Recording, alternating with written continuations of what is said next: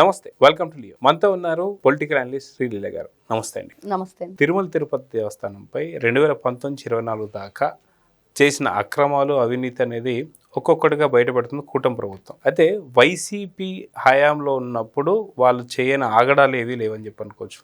కల్తీ నెయ్యి కావచ్చు, పరకామణి కావచ్చు, అదేవిధంగా ఇప్పుడు ఈ మధ్య బయటపడినటువంటి ఒక గోవిందరాజు సంబంధించిన గోపురం పైన తాపడం కావచ్చు, పట్టు వస్త్రాలకు సంబంధించిన శాల్వలకు సంబంధించిన ఇష్యూ కావచ్చు, అదేవిధంగా శనీశ్వరుడు విగ్రహాన్ని పట్టుకొని విష్ణుమూర్తి అని చెప్పేసి ఏదైతే భూమన కరుణాకర్ రెడ్డి చేసిన ఆగడాలు కావచ్చు, ఇన్ని తప్పులు చేసిన తర్వాత చేతిలో కర్పూరం పెట్టుకొని దాని కింద దీపం పైన కర్పూరం పెట్టుకొని దీపం ఆర్పుతానని చెప్పేసి అన్నటువంటి భూమన కరుణాకర్ రెడ్డి వ్యాఖ్యలు కావచ్చు, మళ్ళీ లేటెస్ట్గా ఖాళీ మద్యం బాటిళ్ళు పోలీస్ అతిథి గృహం పక్కన వేసేసి వాటిని వీడియోలు తీసేసి తిరుమల తిరుపతి దేవస్థానానికి సంబంధించిన పవిత్రను దెబ్బతీసేటువంటి ప్రయత్నం చేస్తూ వస్తున్నారు. సో ఖచ్చితంగా రేపో మాపో భూమన కరుణాకర్ రెడ్డి ఈ కేసులో ఏదైతే చాలా చక్కగా దొరికిపోయాడు కాబట్టి అరెస్ట్ కాబోతున్నాను అని చెప్పి అంటున్నారు. ఇప్పటికీ తిరుమల పైన వాళ్ళ యొక్క ఆగడం లేదు. ఎలా చూడాలంటారు? అంటే నిజం నిలకడ మీద తెలుస్తుంది. తప్పు ఎప్పటికైనా సరే భగవంతుడు ఈ రోజున వాళ్ళు ఒప్పుకోకపోయినా సరే కర్మ అనేది అనుభవించాలి. మనం చూసాం ఇప్పుడు ఎప్పటి నుంచో ఇవన్నీ జరుగుతున్నాయని ఎవరికీ తెలియదు. ఇదే విషయం సాక్షాత్ ఆ రోజున స్వామివారి సమక్షంలో మన గౌరవ ముఖ్యమంత్రి నారా చంద్రబాబు నాయుడు గారి ఆధ్వర్యంలోనే అనుకోకుండా ఆ సందర్భంలో అసలు ఎవరూ ఎక్స్పెక్ట్ చేయలే. ఏం జరిగిందంటే ఒక్కసారిగా అందరికి షాక్. ఇదిగో ఈ విధమైన నివేదిక వచ్చింది, ఇక్కడ ఏదైతే ఈ లడ్డూ తయారీ జరుగుతుందో దాని వెనక తయారు చేసే ఏదైతే ఈ ఆయిల్ ఇవన్నీ నెయ్యి ఉపయోగిస్తారో దాంట్లో మరి ఇట్లాంటి వేరే వేరే పదార్థాలు కలిసి ఉన్నాయి అనేది. నెయ్యి అంటే పాల ఉత్పత్తి లేకుండానే నెయ్యి సృష్టించారనమాట వైఎస్ఆర్సీపీ పార్టీ. అదే పాలోత్పత్తి ఉంటే వెన్న వస్తుంది, అది లేకుండా అంటే ఇంకా మరి వాళ్ళే చెప్పాలి, దానికి జగన్మోహన్ రెడ్డి గారు చెప్పాలి ఆన్సర్. ఈ రోజు చెప్తున్నాడు కదా రకరకాలు. ఆ రోజున పాలు లేవు, వెన్న లేదు, నెయ్యి వచ్చేసిందని ఆయన చెప్పాలి. ఆయన చెప్తే అప్పుడు ఆయనకి శాలువాలు కప్పి దండలేసి సన్మానాలు చేస్తారు. అంటే ఇక్కడ తల్లి మీద ప్రేమ లేదు, చెల్లి మీద ప్రేమ లేదు, కానీ రాష్ట్ర ఆడపడుచు మీద ప్రేమ అని చెప్పేసి అంటే ఎలా నమ్ముతారంటే ఖచ్చితంగా పాలు వేన లేకుండా నెయ్యి ఎలా తీసాడో అలానే వచ్చింది. ఖచ్చితంగా ఆయన ఏది చెప్పినా అదే నిదర్శనం అనమాట. ఈ రోజున మరి తిరుమల తిరుపతి దేవస్థానంలో ఇలాంటి విషయాలు వీళ్ళు చేసిన ఏదైతే తప్పిదాలు ఉన్నాయో అవన్నీ బయటపడినవి అంటే ఖచ్చితంగా స్వామివారే వాళ్ళు చేసిన తప్పులకి ఈ రోజున శిక్ష అనుభవించడానికి ఇవన్నీ కూడా బయటికి వెల్లడి చేశారా? ఆయన గుడిని ఆయనే రక్షించుకుంటున్నారా? ఆయన మీద ఎవరైతే ఇట్లాంటివన్నీ కూడా అడ్డం పెట్టుకొని స్వామిని అడ్డం పెట్టుకొని ఇట్లాంటివన్నీ దోపిడీ కానివ్వండి ఇలా దోచుకున్నారంటే దోచుకు తిన్నాడికి దోషమే లేదన్నట్లుగా దోచుకు తినే వాళ్ళకి దోషమే ఉండదని చెప్పేసి పెద్దవాళ్ళు సామెత చెప్పేవాళ్ళు. ఇప్పటి వరకు వాళ్ళ బ్రతుకు అట్లానే కొనసాగింది. కానీ ఈ రోజున ఇది భగవంతుడిది. ఈ రోజున భగవంతుడు తనని తానే రక్షించుకుంటాడు. ధర్మాన్ని మనం రక్షిస్తే భగవంతుడు మనల్ని రక్షిస్తాడంటే మరి ఈ రోజున ఆ ధర్మం రూపంలోనే స్వామివారు ఈ రోజున ఆంధ్ర రాష్ట్ర ప్రజలు చేసుకున్న అదృష్టం అనుకోవాలా? ఆ సన్నిధిలో మనకు ఆ స్వామివారు ఇచ్చిన వరం అనుకోవాలా? మరి ఎవరు ఈ తప్పులు చేశారు, మరి వాళ్ళు ఒక్కొక్కరిగా బయటకు వస్తుంటే ఏం కనిపిస్తుంది అక్కడంటే ఇదిగో కలియుగ వెంకటేశ్వరుడు ప్రత్యక్ష దైవం అని చెప్పి మనం ఏ విధంగా గొలుచుకుంటున్నామో స్వామి ఉన్నారు, ఖచ్చితంగా ఆ దొంగల్ని ఆయనే పట్టిస్తారు అనేది మాత్రం కనిపిస్తుంది. అయితే దీంట్లో పరకామణి కేసులో కూడా మనం చూసుకుంటే అప్పుడు భూమన కరుణాకర్ రెడ్డి ఉన్నారు, వైవి సుబ్బారెడ్డి గారు ఉన్నారు, వీళ్ళందరూ ఉన్నారు. అయితే పరకామణి కేసులో కూడా ఎవరైతే నిజంగా తప్పు చేసామని చెప్పి ఒప్పుకున్న వాళ్ళు ఎవరైతే ఉంటారో వాళ్ళు ఎంతెంత ఆస్తులు అయితే రవికుమార్ దగ్గర నుంచి రాయించుకున్నారో స్వచ్ఛందంగా వాళ్ళు వచ్చి మాకు రవికుమార్ ఇది రాసిచ్చాడని చెప్పి వస్తే వాళ్ళకి శిక్ష తగ్గుతుంది, ఆ యొక్క దేవుడి కరుణ కటాక్షలు ఉంటాయని చెప్పి అంటున్నారు. నిజంగా అలా వచ్చే అవకాశం ఉందంటారు? ఎలా ఉండిద్దండి? ఈ రోజున శిక్ష తగ్గటం అంటే ఏ విధంగా? ఈ రోజున వీళ్ళు మానవులు కాబట్టి తప్పిస్తారు. ఒకవేళ అప్రూవర్గా మారి మేము చేసాము, మేము ఒప్పుకుంటున్నాము, మా వెనక వీళ్ళందరూ ఉన్నారంటే శిక్ష తగ్గే అవకాశం అయితే ఉంది కదా? శిక్ష తగ్గిద్ది, కానీ చేసిన పాపం ఎక్కడ పోతుంది నీకు? అది భగవంతుని దృష్టిలో నువ్వైతే శిక్షకు అర్హుడివి. నువ్వు ఈ రోజున కోర్టులు, ఈ న్యాయస్థానాలు, పోలీసులు వీళ్ళ దగ్గర అప్రూవర్గా మారినా కూడా నిన్ను అప్రూవర్ అంటే ఏంటి? నువ్వు శిక్ష అనుభవించాల్సిందే, ఏ వనగానే ఉంటావు అక్కడ. తగ్గిద్ది అని వాళ్ళు చెప్తారు. తర్వాత ఎలాంటివి అమలు చేస్తారో తెలియదు. ఈ రోజున వీళ్ళు ఏదైతే ఎంతసేపటికి మోసం మోసం మోసం అదే మోసం చేస్తూనే ఉన్నారు. మనుషుల్ని చంపేయటం కానివ్వండి, ఇప్పుడు గోశాల విషయం చూసాం, ఎంత డ్రామా ఆడాడు భూమన కరుణాకర్ రెడ్డి. మామూలు డ్రామా ఆడాడు. ఆ రోజు ఒక దిండు దుప్పడ తెచ్చుకొని నడు రోడ్డు మీద పడుకొని రోజా వచ్చి కూర్చొని ఏదో ఎవరు చనిపోయారో వీళ్ళు అందరు కూర్చొని ఏడుతున్నారు ఇక్కడ అన్నట్లుంది ఆ సీను. మీరు ఆ రోజు చూస్తే ఏం జరిగింది అక్కడ, అందరూ ఏంటి వైఎస్ఆర్సీపీ వాళ్ళందరూ రోడ్ల మీదకి వచ్చారు అనుకున్నాం. తర్వాత కరుణాకర్ రెడ్డికి ఏమైనా అయిందా అని కూడా చాలా మంది అర్థం కాదు అసలు ఏం జరిగిందో. కాసేపు ఎవరికి అర్థం కాదు. తర్వాత చూస్తే ఇదిగో వీళ్ళు చేసే ప్రాపకాండ అనమాట. ఆవిడ ఆడంగి వెదవలు అని చెప్పి తిట్టిన సందర్భం. మరి ఎందుకు తిట్టింది, ఎవరిని తిట్టింది అంటే ఎవరికి తెలియని పరిస్థితి. ఆవిడ అంతే అలానే తిట్టింది, ఆవిడ నోరే అలా ఉండిద్దని.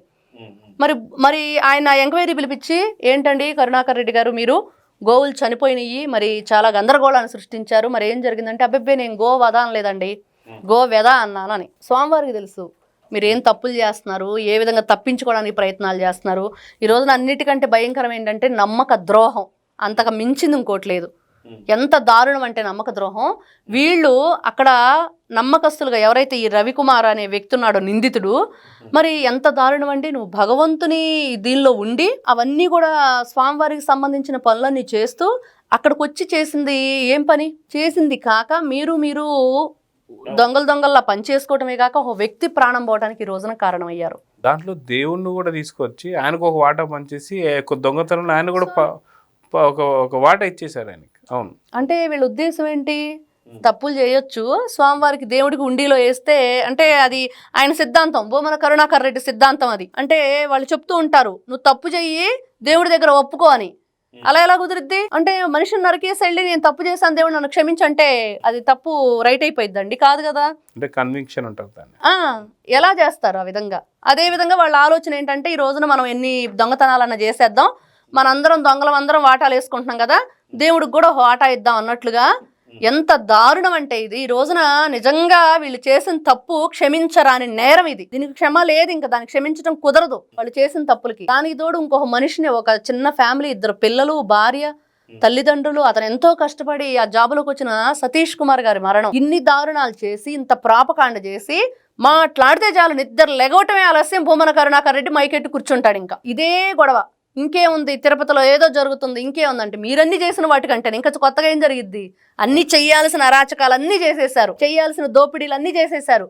ఎన్ని అడ్డదారులు ఉన్నాయో అన్ని దారులను ఉపయోగించుకున్నారు, మీరు దోచేసుకున్నారు. తిరుమల ప్రతిష్టని భంగం కలిగించే విధంగా చేసింది 2019 నుంచి 24 దాకా. అయితే అదిగా మనం చూసుకుంటే కల్తీనేలో ఒక భాగస్థుడు భూమన కరుణాకర్ రెడ్డి, అదేవిధంగా చూస్తుంటే పరకామణిలో ఒక భాగస్థుడు భూమన కరుణాకర్ రెడ్డి, అదేవిధంగా చూసుకుంటే కొనుగోలు విషయాలలో ఉన్నాడు కాబట్టి బంగారు తాపడంలో కూడా ఎంతో కొంత పాత్ర ఉందని చెప్పి అంటున్నారు. ఇదే కాకుండా మనం చూసుకుంటే ఏవిఎస్ఓ సతీష్ కుమార్ గారి హత్య జరిగితే దాంట్లో కూడా మొదటిగా ప్రెస్ మీట్ పెట్టి ఇది ఒక ఆత్మహత్య, ప్రభుత్వం వల్లే ఈ యొక్క ఒత్తిళ్లు తట్టుకోలేక ఆత్మహత్య చేసుకున్నాడని చెప్పేసి అక్కడ ఒక నిందితుడిలాగా ఉన్నాడు. ఇవన్నీ కాకుండా ఖాళీ మద్యం సీసాలు తీసుకొచ్చి పెట్టి దీన్ని ఒక వీడియో షూట్ చేసి దాన్ని బయటికి తిప్పి దాని ఒక ప్రచారం చేయాలని చెప్పి పవిత్రతను దెబ్బతీయాలని చెప్పి చూశాడు. దాంట్లో నిందితుడు భూమన కరుణాకర్ రెడ్డి.